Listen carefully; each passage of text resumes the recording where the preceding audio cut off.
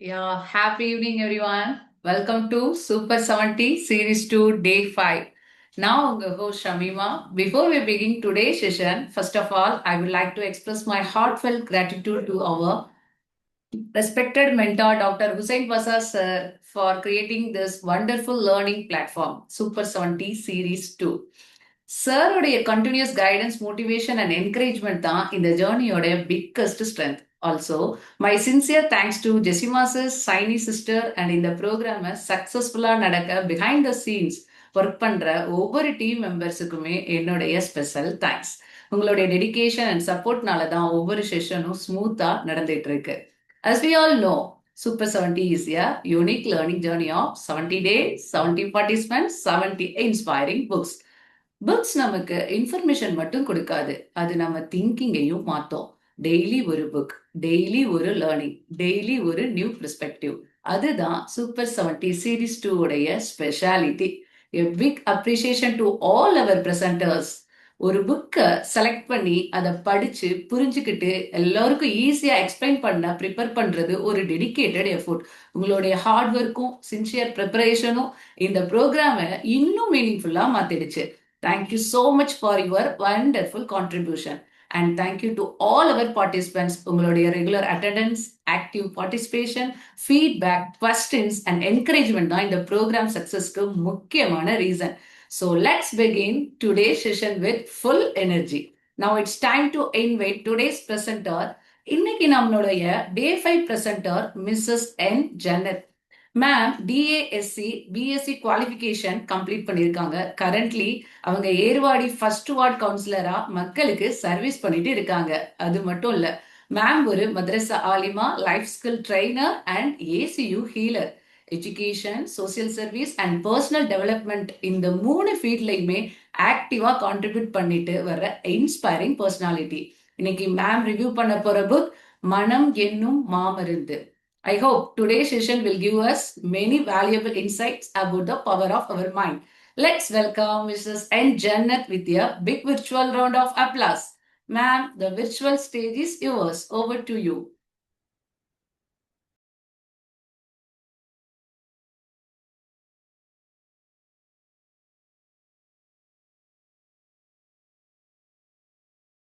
Ma'am, unmute பண்ணிக்கங்க.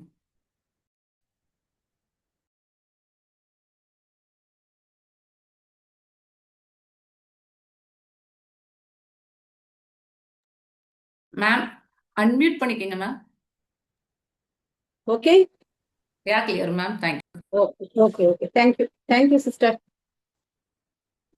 இறைவனின் சாந்தியும் சமாதானமும் நம் அனைவரின் மீதும் நிலவட்டுமாக.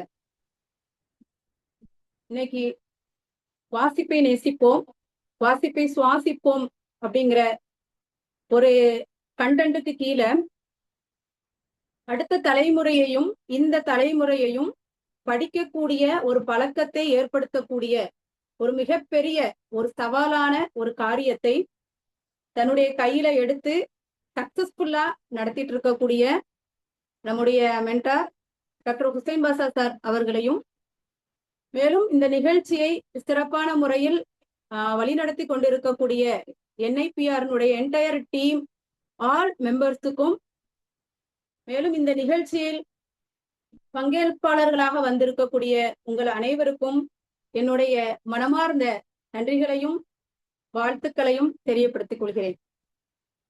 ஒரு அழகான ஒரு செஷன். அந்த செஷன்ல இன்னைக்கு எனக்கு கிடைச்சிருக்கக்கூடிய இந்த 15 நிமிஷத்துல ஒரு பெரிய ஒரு விஷயத்தை இன்னைக்கு நம்ம வந்து பேச போறோம். கடைசி வரைக்கும் என்னோட நீங்க வந்து ஜாயின் பண்ணி வாங்க. உங்களுடைய ஃபீட்பேக், உங்களுடைய ரிசல்ட் வந்து எனக்கு நீங்க அப்பப்போ எனக்கு ஷேர் பண்ணிட்டே இருங்க. எப்பவுமே வந்து பூஸ்டப்பா வைக்கிறதுக்கு எனக்கு சப்போர்ட் பண்ணுங்க. செஷனுக்குள்ள நுழையலாம்னு நினைக்கிறேன். ஃபர்ஸ்ட் ஆஃப் ஆல் ஒரு கேள்வி, இந்த கேள்வியினுடைய பதில் என்ன அப்படிங்கிறத நீங்க வந்து எனக்கு வந்து ஷேர் பண்ணணும்னு நான் வந்து கேட்டுக்கிறேன். நம்மளுடைய உடல்ல இருக்கக்கூடிய ஒரு பெரிய ஒரு டாக்டர், அவர் வந்து ஹாஸ்பிட்டல்லையும் கிடையாது, அவர் மருந்து கடையிலையும் கிடையாது. அவர் எங்க இருக்கார் அப்படின்னா நமக்குள்ள இருக்கார். யார் அவர்? யார் அது? நீங்க எல்லாருமே உங்களுடைய பதில்களை நீங்க வந்து எனக்கு வந்து தெரியப்படுத்துங்க. நீங்க யோசிச்சுட்டு இருக்கக்கூடிய அந்த நேரத்துக்கு இடையில உங்களுக்கு ஒரு சம்பவத்தை நான் வந்து சொல்றேன். இந்த கேள்விக்கு உண்டான பதிலும் அந்த சம்பவத்துல இருந்து கடைசியாக நமக்கு கிடைக்கக்கூடிய பதிலும் ஒன்றுதான். பரவாயில்ல, நிறைய பேர் வந்து ஆன்சர் நீங்க போட்டுட்டே இருக்கும் போதே ஒரு நல்ல ஒரு எல்லாருமே தெரிஞ்ச ஒரு ஆட்களா தான் இருக்கிறீங்க. எல்லாருமே ஒரு நாலேஜ் பர்சனா தான் இருக்கீங்க. Thank you thank you thank you. பட் நான் ஆன்சர் சொல்றது இந்த 2 சம்பவத்துக்கு அப்புறம் தான் சொல்லுவேன். ஓகேவா? ஃபர்ஸ்ட் ஒரு சம்பவம். அமெரிக்கால நாஸ்வின் சொல்லக்கூடிய ஒரு இடத்துல மிடில் கிளாஸ் ஃபேமிலியில பிறந்த சாம் லேண்டின்னு சொல்லக்கூடியவர் ஒரு தொண்டை வலின்னு சொல்லி ஹாஸ்பிட்டலுக்கு போறாங்க. டாக்டர்கிட்ட போய் காட்டுறாங்க. டாக்டர் வந்து தொண்டை வலி எத்தனை நாளா இருக்குன்னு சொல்லி கேட்குறாங்க. அப்போ சாம் லேண்டி வந்து சொல்றாங்க, 2 டேஸா எனக்கு தொண்டை வலி இருந்தது. இன்னைக்கு 3வது நாள் கொஞ்சம் என்னால தாங்கிக் கொள்ள முடியாத பெயின் இருந்ததுனால நான் இன்னைக்கு ஹாஸ்பிட்டலுக்கு வந்திருக்கேன் அப்படின்னு சொல்லி சொல்றாங்க. டாக்டர் வந்து எல்லா டெஸ்டையும் எடுக்க சொல்றாங்க.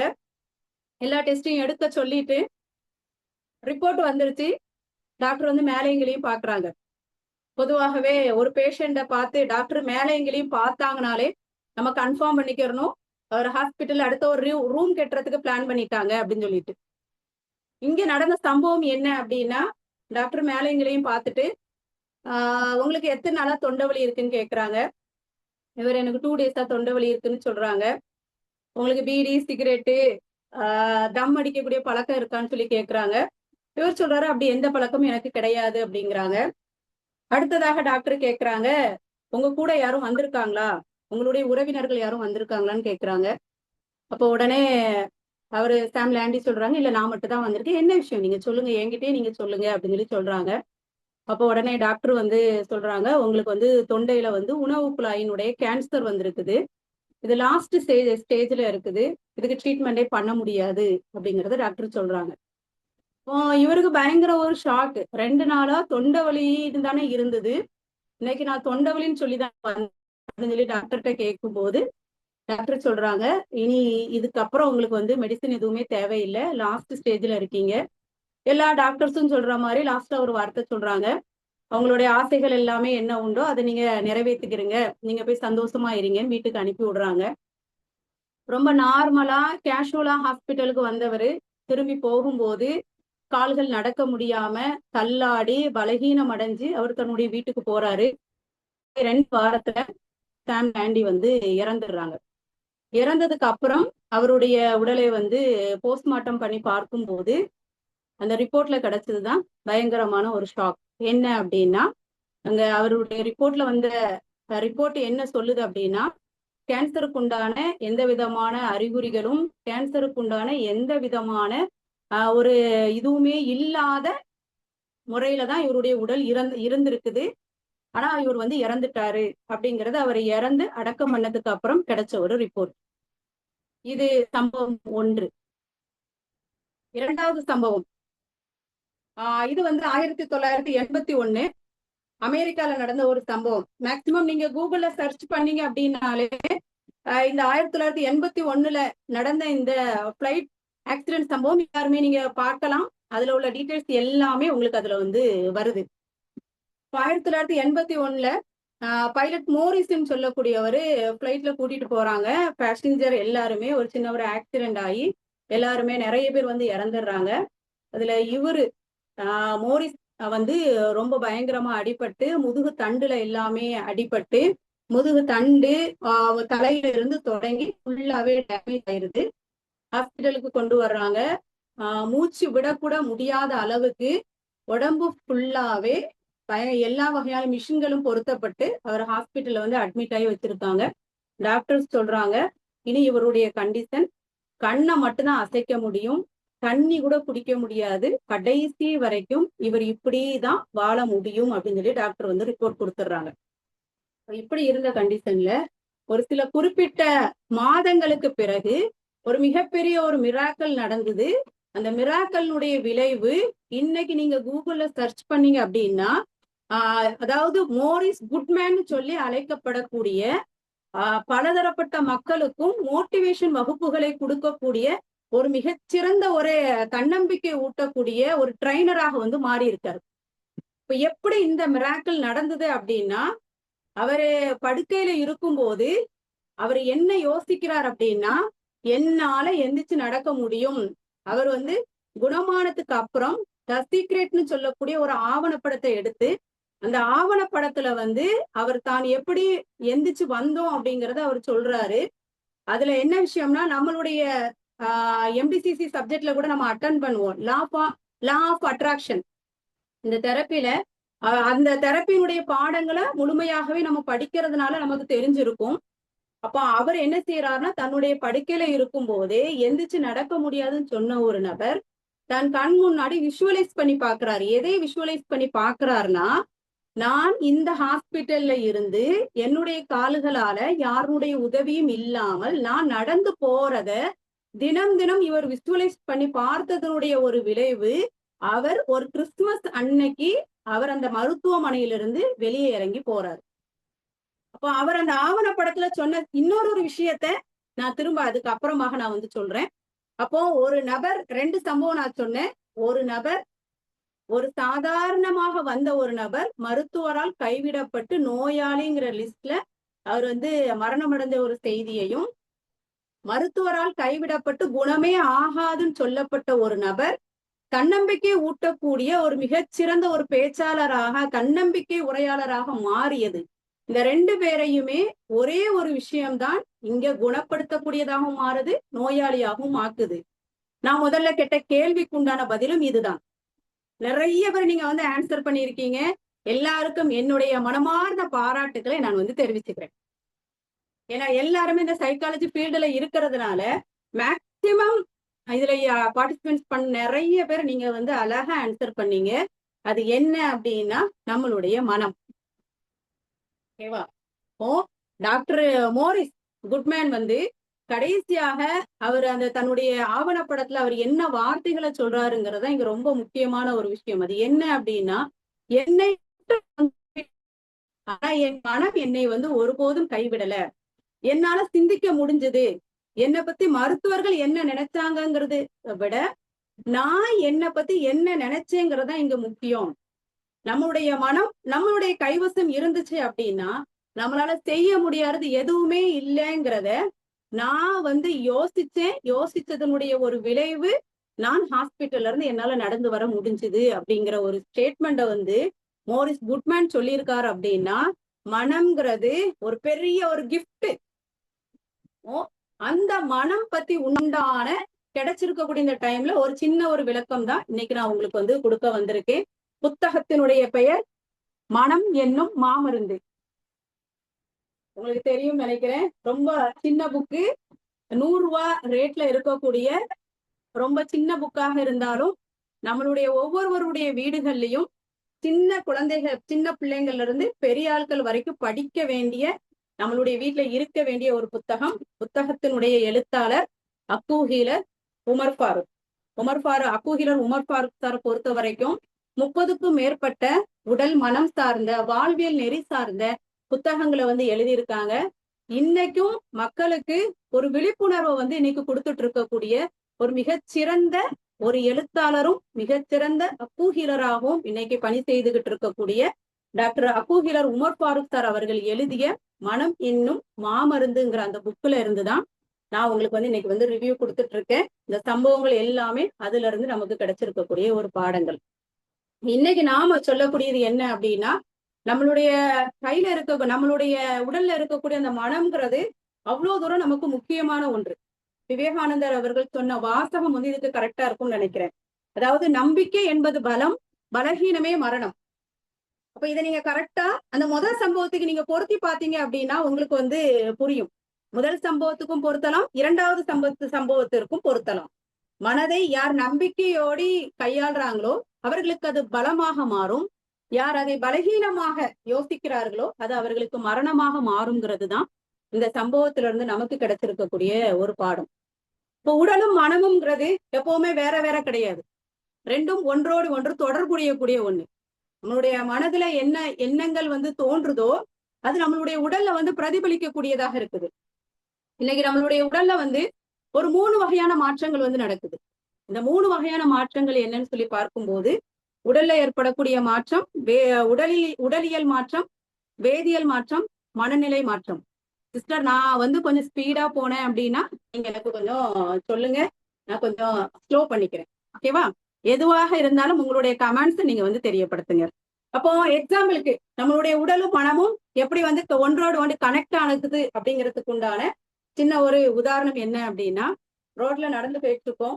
ஒரு நாய் துரத்துது. என்ன யோசிப்போம்? ஓடுறா கைப்பில்ல, உயிரை காப்பாத்தி ஆகணும். நம்ம சொல்லுவோமா இல்லையா? உயிரை கையில பிடிச்சிட்டு நான் ஓடி வந்தேன்னு சொல்லிட்டு. இந்த கான்செப்ட்ல ஒரு சின்ன ஒரு சம்பவம் தான். நாய் நம்மை துரத்துது. நம்ம என்ன செய்வோம் அப்படின்னா ஓட ஆரம்பிப்போம். சரியா? அப்படி ஓட ஆரம்பிக்கும் போது நம்மளுடைய உடம்புல ஏற்படக்கூடிய பயம் வந்து மனநிலை மாற்றம். அந்த மனநிலை மாற்றம் ஏற்படும் போது நம்மளுடைய அந்த கிட்னிக்கு மேல இருக்கக்கூடிய அட்ரினல் ஹார்மோன் வந்து சுரக்குது. அந்த அட்ரினல் ஹார்மோன் சுரக்கக்கூடியது வேதியியல் மாற்றம். அப்ப அந்த வேதியியல் மாற்றத்தின் போது நம்மளுடைய உடம்புல நம்மளை தேடி வரக்கூடிய பிரச்சனைக்கு தகுந்த மாதிரி நம்மளுடைய உடம்புல பிபி ஏறி உடம்புல எனர்ஜி கிடைச்சி ஓடுறோமா ஓட்டம். அதுதான் நம்மளுடைய உடல்ல ஏற்படக்கூடிய உடல்நிலை மாற்றம். அப்ப இங்க ஒரு செயலானது அது உடலோடு மட்டும் சார்ந்த ஒரு விஷயம் கிடையாது, நம்மளுடைய மனதோடும் சார்ந்த ஒரு விஷயம்ங்கிறத இன்னைக்கு நம்ம தெரியாமலே இன்னைக்கு நம்ம இதை வந்து செய்துட்டு இருக்கோமா இல்லையா? இப்போ உடலும் மனமும் ஒன்றோடு ஒன்று சேர்ந்த ஒரு விஷயம்தான். உடலையும் மனதையும் தனித்தனியாக பிரிச்சு பார்க்க முடியாது. அதுலயும் என்ன பொறுத்த வரைக்கும் கேட்டா, நான் என்ன சொல்லுவேன் அப்படின்னா, உடல் கூட சோரும் போது மனசு தைரியமாக இருந்தாலும் மீண்டுடலாம். ஆனா மனம் விட்டுருச்சு, மனம் சோர்வடைஞ்சிட்டோம் அப்படின்னா உடல் வந்து மனசை வந்து தேத்த முடியாமல் ஆகிரும். இப்போ மனசு எப்பவுமே நமக்கு வந்து ஸ்ட்ராங்கா இருக்கணும். ஆனா இந்த டீம்ல இருக்கக்கூடிய எல்லாருக்குமே மனசு வந்து ஸ்ட்ராங்கா தான் இருக்கும். ஏன்னா நம்ம எல்லாருமே சைக்காலஜி ஃபீல்டுல சைக்காலஜி படிச்சுட்டு இருப்போம். நம்ம மனசை நம்ம எப்படி கையாளணுங்கிறதையும் நமக்கு எதிர்த்தரப்புல இருக்கக்கூடிய மனசை எப்படி கையாளணுங்கிறது எல்லாமே நமக்கு தெரியும். அதனால தானே இப்ப நம்மளுடைய முன்னோர்கள் அவங்களுக்கு வந்து டாக்டர் ஹுசேன் பசர் சார் கூட அடிக்கடி சொல்லுவாங்க, நம்ம இன்னைக்கு வந்து ஒவ்வொரு பேரை வச்சு இன்னைக்கு சைக்காலஜி படிச்சுட்டு இருக்கோம். ஆனா நம்ம வீட்டுல இருக்கக்கூடிய முன்னோர்கள் எல்லாமே சைக்காலஜி பிஹெச்டி வரைக்கும் முடிச்சவங்களா இருப்பாங்கன்னு சொல்லிட்டு நம்மளே கேள்விப்பட்டிருக்கோம். அப்படித்தானே? இப்ப அதனாலதான் அவங்க என்ன செய்வாங்க அப்படின்னா, ஒரு நோயாளியை போய் சந்திக்க போனாங்க அப்படின்னா அவங்கள்ட்ட சொல்லுவாங்க, உன் மனசை தளர விட்டுறாத. அப்படியே தட்டி கொடுத்து சொல்லுவாங்க, உன்னுடைய மனசை நீ என்ன செய்யறாத தளர தளர விட்டுறாத அப்படின்னு சொல்லிட்டு. அப்ப இங்க உடல் தான் நமக்கு வந்து பலகீனம் அடைஞ்சிருக்குதே தவிர, ஆனா வரக்கூடியவங்க நம்மள்ட்ட சொல்லக்கூடிய வார்த்தை என்ன அப்படின்னா, மனசை தளர விட்டுறாதுன்னு சொல்லுவாங்களே தவிர உடலை தளர விட்டுறாதுன்னு சொல்ல மாட்டாங்க. அதே சமயத்துல நமக்கு நோய்ங்கிறது குணமானதுக்கு அப்புறம் நம்ம அவங்க பார்த்தாங்கன்னா என்ன கேள்வி கேட்பாங்க? உன்னுடைய நோய் வந்து குணமாகிருச்சா? அந்த வார்த்தையை சொல்லுவாங்க. இப்ப குணம்ங்கிற அந்த இது எங்க இருந்து வருது அப்படின்னா, நம்மளுடைய மனசுல இருந்துதான் நம்மளுடைய குணம்ங்கிறதும் இங்க வருதுங்கிறத நம்ம வந்து விளங்கி கொள்ளக்கூடியவர்களாக இருக்கணும். அதனாலதான் பெரியவர்கள் சொல்லக்கூடிய வார்த்தை, நீ எதுவாக ஆக நினைக்கிறாயோ நீ அதுவாகவே மாறலாம். இதுதான் நமக்கு பொருத்தமான நம்மளுடைய முன்னோர்கள் நமக்கு சொன்ன அழகான ஒரு வாசகங்கள். இப்ப இன்னும் எளிமையாக இதை விட ரொம்ப சிம்பிளா சொல்றதாக இருந்தால், நம்மளுடைய உடலுக்கும் நம்மளுடைய மனதிற்கும் உண்டான ஒரு தொடர்பை பத்தி சொல்லும் போது, நமக்கு இப்போ எக்ஸாம் எழுதுறதுக்காக வேண்டி போவாங்க பிள்ளைங்க. போகும்போது அவங்க சொல்லுவாங்க, ஒரு மாதிரி வயிறை வலிக்கிற மாதிரி இருக்குது, யூரின் வர்ற மாதிரி இருக்குது, யூரின் போகணும் போல ஃபீல் இருக்குதுன்னு சொல்லுவாங்க. இப்போ இந்த இந்த ஃபீலுங்கிறது, இந்த பயம்ங்கிறது நம்மளுடைய மனசு சம்பந்தப்பட்டது. அப்ப இங்க நமக்கு யூரின் போகணும்னு தோணுது, யூரின் வர்ற மாதிரி இருக்குதுன்னு சொல்லக்கூடியது சிறுநீர் சம்பந்தப்பட்ட ஒரு விஷயம். நம்ம வேணா எக்ஸாம் ஃபியர்ஸ் நம்ம சொல்லிக்கிறலாம். பட் நம்மளுடைய மனசுல ஏற்பட்ட அந்த பயத்துக்கு நம்மளுடைய உடல்ல இருக்கக்கூடிய உறுப்புல ரிஃப்ளெக்ஷன் ஆகுது. ஏன்னா பயம்ங்கிறது நம்மளுடைய உடல்ல இருக்கக்கூடிய ராஜ உறுப்புகள்ல ஒன்னாக இருக்கக்கூடிய சிறுநீரகத்தோடு அது வந்து தொடர்புடையது. அப்போ இப்படி நம்மளுடைய உடம்புல இருக்கக்கூடிய எல்லா வகையான ராஜ உறுப்புகளோடையும் நம்மளுடைய எண்ணங்கள், நம்மளுடைய உள்ளத்துல இருக்கக்கூடிய எண்ணங்கள் வந்து பிரதிபலிக்குது. இன்னும் சொல்றதாக இருந்தால், கோபம் வந்தது அப்படின்னா கல்லீரல்ல வந்து பாதிப்பு ஏற்படும். அவர்களுடைய கண்ணுல வந்து அது வந்து வெளிப்படும். சொல்லுவாங்க தெரியுமா, பயங்கரமான கோபத்துல இருக்கேன், அந்த கண்ணை பார்த்தா ரெட்டிஷா இருக்கும். பயங்கரமான கோபத்துல இருக்கிறேன். இப்போ கோபம்ங்கிறது வரும்போது அது நம்மளுடைய உடல் உறுப்புல இருக்கக்கூடிய கல்லீரலை பாதிக்கக்கூடியதையும், கல்லீரலை சமநிலை ஏற்படக்கூடியதும், சமநிலை தன்மை ஏற்படக்கூடியதையும் நம்மளால கவனிக்க முடியுது. அதே மாதிரி நம்மளுடைய கவலை கவலை நம்மளுடைய வயிறோடி இரைப்பையோடி சார்ந்த ஒரு விஷயம். சாப்பிட வாயேன், எனக்கு பசிக்கல. எக்ஸாம் நேரத்துல பிள்ளைங்களுக்கு உண்டான ஒரு கவலையில ஒரு ஒரு ஒரு டென்ஷன்ல அவங்க என்ன சொல்லுவாங்க, எனக்கு பசிக்கல, எனக்கு வேண்டாம். வீட்டுல ஏதாவது ஒரு இறப்பு செய்தி கேட்டுட்டோம் அப்படின்னா அந்த வீட்டுல இருக்கக்கூடிய நபர்கள் என்ன செய்வாங்க அப்படின்னா, அவங்க எனக்கு பசிக்கல, எனக்கு வேண்டாம்னு சொல்லுவாங்க. ஏன்னா கவலை நம்மளுடைய வயிறுல இருக்கக்கூடிய இரைப்பை உறுப்பை சார்ந்ததாக இருக்குது. அதே மாதிரி நமக்கு வரக்கூடிய துக்கம், அந்த துக்கம் எதோடி சார்ந்தது அப்படின்னா நம்மளுடைய நுரையீரல், மூளையும் கிட்னியும் துக்கம் நுரையீரலோடி சார்ந்த ஒரு விஷயம். அதனாலதான் சில பேர் வீசிங் பிரச்சனை இருக்கக்கூடியவங்க அழ ஆரம்பிச்சுட்டாங்க அப்படின்னா அவங்கள சமாதானப்படுத்துவாங்க. நீ ரொம்ப அழாத, நீ ரொம்ப தேங்கி தேங்கி அழுத அப்படின்னா உனக்கு வீசிங் பிரச்சனைங்கிறது நம்மளுடைய லங்ஸோடி சார்ந்ததுனாலதான் துக்கம் வரும்போது நம்மளுடைய நுரையீரல்ல பாதிப்பை நம்மளால பார்க்க முடியுது. கடைசியாக சொல்றதாக இருந்தால் நம்மளுடைய மகிழ்ச்சிங்கிற அந்த ஒரு குணம் வரும்போது அது நம்மளுடைய இதயத்துல அதனுடைய சந்தோஷம் நமக்கு வெளிப்படும். அதனாலதான் சொல்லுவாங்க, நான் ரொம்ப சந்தோஷமா இருக்கேன். அப்ப அது அது அந்த ஹார்ட்ல அதனுடைய சந்தோஷம் ரிஃப்ளெக்ஷன் ஆகும்.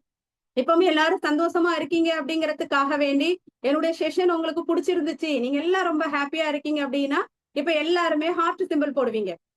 அப்ப நான் என்ன நினைச்சுக்கிறேன் அப்படின்னா, ஓகே எல்லாருக்குமே இந்த செஷன் பிடிச்சிருக்குது, yes correct, Rahmat Nisha, okay, thank you thank you thank you thank you. உங்களுடைய எல்லாருடைய மகிழ்ச்சியும் ரொம்ப சிறப்பாக உங்களுடைய இதயத்துல இருந்து சிறப்பாக இருக்கட்டும் அப்படிங்கறத நான் கேட்டுக்கிறேன்.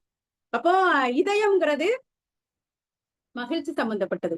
டாக்டர் ஹார்ட் பேஷண்டா இருக்கக்கூடியவங்க ஹாஸ்பிட்டலுக்கு போனாங்கன்னா டாக்டர்ஸ் சொல்லுவாங்க, கவலைப்படாதீங்க, எதையும் நினைச்சு மண்டையில போட்டு யோசிச்சுட்டே இருக்கீங்க, ரொம்ப சந்தோஷமா இருங்க, சந்தோஷமா இருந்தீங்கன்னா உங்களுக்கு எந்த பிரச்சனையும் வராதுன்னு சொல்றாங்களா இல்லையா? அப்போ அதனுடைய காரணம் என்ன அப்படின்னா, நம்ம மகிழ்ச்சியாக இருக்கும்போது அந்த மகிழ்ச்சியானது நம்மளுடைய இதயத்துல பிரதிபலிக்குது. இல்ல பாருங்க, நான் போதும்னு சொன்னதுக்கு அப்புறம் கூட இவ்வளோ தூரம் எல்லாரும் உங்களுடைய மகிழ்ச்சியை நீங்க ஹார்ட்டின் மூலமாக தெரியப்படுத்துறீங்க பாத்தீங்களா? அப்ப நானும் என்னுடைய இதயம் கனிந்த மகிழ்ச்சியை உங்க எல்லாருக்குமே நான் தெரியப்படுத்திக்கிறேன். கண்டிப்பாக இதுதான் ரொம்ப முக்கியமான ஒரு விஷயம். அப்போ உடலும் மனமும்ங்கிறது ஒன்றோடு ஒன்று சார்ந்த ஒரு விஷயம் தானே தவிர உடல் வேறு மனம் வேறுங்கிறது எப்போதுமே ஒன்றோடு வேறங்கிறத நம்ம புரிஞ்சு கொள்ளக்கூடியவர்களாக நம்ம மாறணும். இன்னைக்கு நம்ம எல்லாருமே என்ன சொல்லுவோம் அப்படின்னா, நான் யோசிக்கலனாலும் கூட சில எண்ணங்கள், சில தாட்ஸ் எனக்கு வருது, எனக்கு கவலையும் எனக்கு டிப்ரெஷனும் எனக்கு ஆன்சைட்டியும் வருது, நான் எப்படி அதை ஹேண்டில் பண்றது அப்படின்னு சொல்லி பார்க்கும்போது சின்னதாக உண்டான ஒரு விஷயம் என்ன அப்படின்னா, உங்களுடைய மனசை நீங்க ரோடா நினைச்சுக்கிறீங்க, சரியா? ரோடுன்னு நீங்க நினைச்சுக்கிறீங்க உங்களுடைய மனசுல. அந்த ரோடை பொறுத்த வரைக்கும் அதுல எல்லாரும் வருவாங்க, எல்லாரும் போவாங்க, இதெல்லாம் உங்களுடைய மனசுல வரக்கூடிய எண்ணங்கள். அப்போ ரோட்ல போகக்கூடிய யாரையும் உங்களால கட்டுப்படுத்த முடியுமானா கட்டுப்படுத்த முடியவும் முடியாது, கட்டுப்படுத்த வேண்டிய அவசியமும் கிடையாது. அதே போலதான் உங்களுடைய மனசுல வரக்கூடிய எல்லா எண்ணங்களும் அது வரும், அது போகும். மனத்தினுடைய சாவிங்கிறது அது உங்ககிட்டதான் இருக்குது, அதனுடைய கதவுங்கிறது உங்ககிட்டதான் இருக்குது. இது எனக்கு தேவையான எண்ணங்கள் அப்படின்னா நீங்க உள்ள கூப்பிட்டு வச்சு கதவை சாத்திருங்க. இது எனக்கு தேவையில்லாத எண்ணங்கள் அப்படின்னா நீங்க உள்ள வர்றதுக்கே நீங்க அனுமதிக்க வேண்டாம். அப்படியே உள்ள வந்தாலும் அதை நீங்க கட்டுப்படுத்த வேண்டிய அவசியம் இல்லை, கட்டுப்படுத்தவும் வேண்டாம். அப்படிங்கிறதுதான் மனசை கையாள்வதற்குண்டான ஒரு விஷயமாக நான் உங்கள்கிட்ட தெரியப்படுத்திக் கொள்கிறேன். மனசை ஆரோக்கியம் வாழலாம், நல்ல புத்தகம் மாறும், நல்ல ஒரு மன வாழ்க்கையே மாறும். அந்த அடிப்படையில் 70 நாள் 70 புத்தகங்கள் அப்படின்னு சொல்லக்கூடிய ஒரு மிகப்பெரிய ஒரு சாதனையாகத்தான் நான் இதை பாக்குறேன். ஏன்னா என்னுடைய வாழ்நாள்ல நான் இனி இருக்கக்கூடிய காலங்கள்ல 70 புக்கு என்னால படிக்க முடியுமா அப்படின்னு சொல்லி பார்க்கும்போது ஒரு மிகப்பெரிய கேள்விக்குறி. ஆனால் 70 நாளும் ஒவ்வொரு நாளும் ஒரு அரை மணி நேரத்தை நான் செலவழித்தேன் அப்படின்னா 70 புத்தகங்களை படிக்கக்கூடிய ஒரு அறிவை எனக்கு கிடைக்குது அப்படின்னா இது மிகச்சிறந்த ஒரு வாய்ப்புங்கிறத நம்ம பயன்படுத்தி கொள்ளணும். மனசை நம்ம வசப்படக்கூடியவர்களாக மனசை வசப்படுத்தி நம்மை சுற்றி இருக்கக்கூடியவர்களையும் சிறப்பான முறையில் வாழ்வதற்குண்டான ஒரு முயற்சிகளை எடுப்போம் என்று கேட்டுக்கொண்டவளாக இறுதியாக ஒற்றை ஒரு வார்த்தையோடு ஒற்றை ஒரு விஷயத்தை சொல்லி முடித்துக் கொள்ளலாம் என்று ஆசைப்படுகிறேன். இறுதி நபி ஒட்டுமொத்த மனிதர்களுக்கும் சொன்ன ஒரு வார்த்தை, ஒரு வாசகம், ஒரு செய்தி என்னவென்றால், மனிதர்களுடைய உடலில் ஒரு சதைத்துண்டு உண்டு. அது சீராகிவிட்டால் உடல் முழுவதும் சீராகிவிடும். அது சீர்கெட்டு விட்டால் உடல் முழுவதும் சீராகிவிடும்.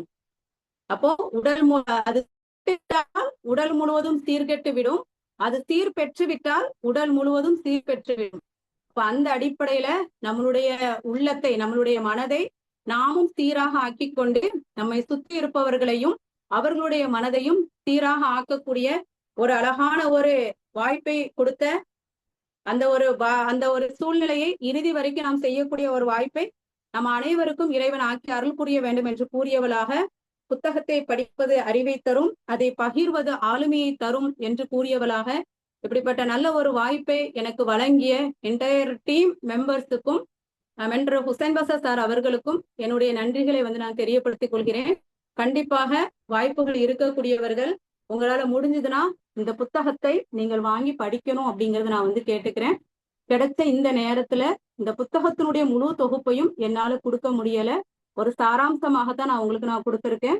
அதனால கண்டிப்பா நம்மளுடைய வீடுகளில் இருக்க வேண்டிய ஒரு புக்கு கண்டிப்பாக நீங்க வாங்கி வைத்துக் கொள்ளுங்கள் என்று கூறியவளாக என்னுடைய சொற்களை நான் முடித்துக் கொள்கிறேன். செயல்களில் நம்மளுடைய வாழ்க்கையை துவக்குவோம் என்று கூறியவளாக முடித்துக் கொள்கிறேன். நன்றி. Thank you so much, ma'am. It was really a wonderful and inspiring presentation. நம்ம உடல்ல உள்ள டாக்டர் யார் என்ற கேள்வியில் தொடங்கி நல்ல மனநிலைதான் உடல் மற்றும் வாழ்க்கை ஆரோக்கியத்தின் அடிப்படை என்ற பதிலோடு எங்களுக்கு ரொம்ப அழகாக கிளியரா நிதானமா எக்ஸ்பிளைன் பண்ணிருக்கீங்க மேம். உங்களோட பிரசன்டேஷன் எங்க எல்லாருக்கும் ஒரு மீனிங்ஃபுல் டேக்அவேயா இருந்துச்சு. Thank you once again for sharing your valuable learning with all of us.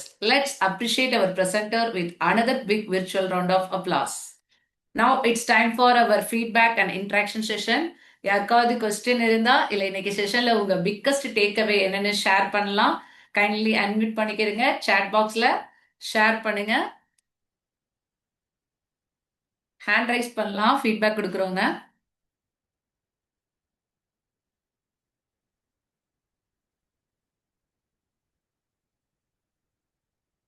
Abdul Qasimi sir unmute பண்ணிக்கங்க.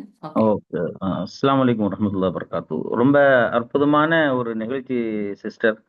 உண்மையிலே மனம் எந்த அளவுக்கு முக்கியமானது அப்படிங்கிறதுக்கு நீங்க ஃபைனலா ஒரு ஹதீஸ் சொன்னீங்களா, உண்மையும் அதுதான்.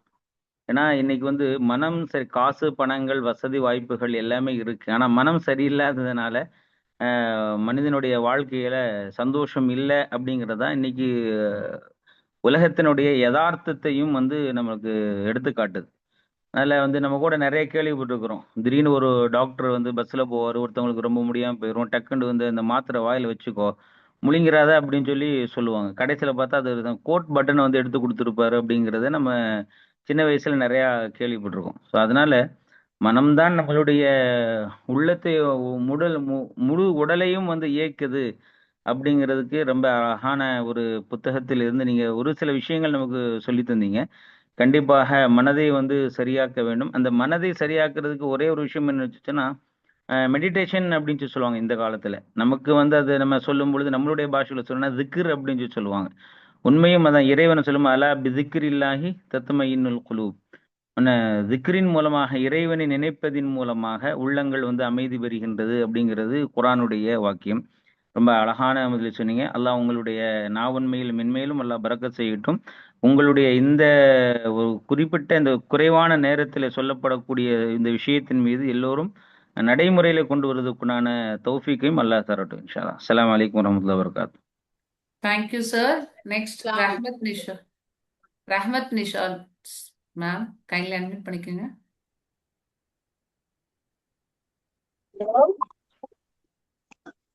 Rahmat Nisha, okay. Assalamu alaikum warahmatullahi wabarakatuh. அல்ஹம்துலில்லாஹ். உண்மைக்குமே ஜஸ்ட் 4 minutes நான் மிஸ் பண்ணிட்டேன். பிள்ளைங்களுக்கு பாடம் சொல்லி விடுறதுல அல்லாவோட உதவியால எதிர்பார்க்கவே இல்லை. உண்மைக்கும் ஜன்னத்தக்கா எனக்கு அக்காவா கிடைச்சது அல்ஹம்துலில்லாஹ். அல்லாஹ் கொடுத்த மிகப்பெரிய கிருபை. சூப்பர் அக்கா. உண்மைக்குமே 10 நிமிஷம் நீங்க எடுத்தாலும் எனக்கு மனசளவுல மத்தவங்களுக்கு எப்படின்னு தெரியல. குழப்பமா இருந்த பல மனதுகளுக்கு கண்டிப்பா இது வந்து ராகத்தா இருந்திருக்கும் நிச்சயமா. பல வழிகளும் கிடைச்சது. எவ்வளவோ மனசு வலிகள் இருந்தாலும் உங்களுடைய அந்த 10 நிமிஷம் வார்த்தைகள் அல்ஹம்துலில்லாஹ்.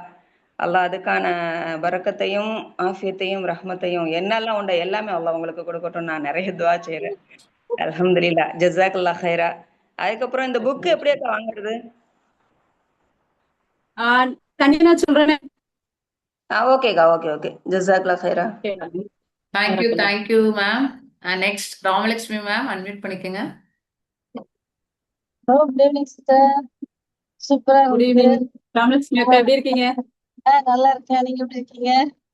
நல்லா இருக்கேன், நல்லா இருக்கேன். உங்களுடைய புன்சிரிப்போட அந்த உள்ளத்துல இருந்து இந்த வார்த்தைகள் எல்லாரும் ஆற்றின் போட வச்சிட்டீங்க. கடைசி வரைக்கும் அந்த சந்தோஷத்தோட பகிர விஷயமா இருந்தது.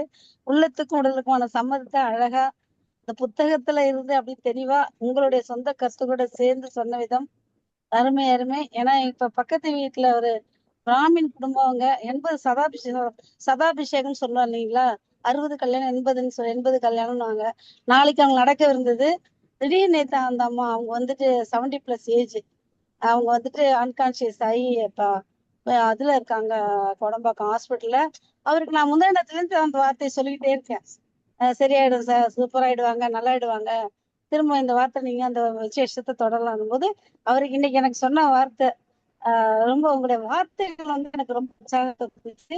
நான் சொன்னேன் கண்டிப்பா நார்மல் இதுக்கு வந்து நல்ல நார்மல் வந்து நல்ல பண்ணேன். அவரே ஃபோன் பண்ணி நான் வந்து நார்மல் வார்டுக்கு ரொம்ப ரொம்ப தேங்க்ஸ். ரொம்ப உண்மையா ரொம்ப சொல்றது ரொம்ப எனக்கு இன்னைக்கு அனுபவமா இருந்தது. அதே மாதிரி உள்ள வரவங்களை வந்து வெளியில தள்ளணும். ஆனா டக்குன்னு என்ன அருமையா சொன்னீங்க, வந்தவங்க வந்துட்டு போட்டோம், நம்ம கண்டுக்க கூடாது. வார்த்தை ரொம்ப அதை அழகா சொல்லிருக்கீங்க. ரொம்ப அருமை. மேலும் தொடரட்டும். வாழ்த்துக்கள். Thank you, ma'am. Thank you. Thank you so much. As we come to the end of today's session, thank you once again to our presenter. Thank you to every participant who joined today's session. உங்களோட consistency, participation and eagerness to learn the Super 70 Series 2 உடைய real success. See you all tomorrow with another inspiring book review. Until then, keep reading, keep learning, keep sharing. Take care. Good night.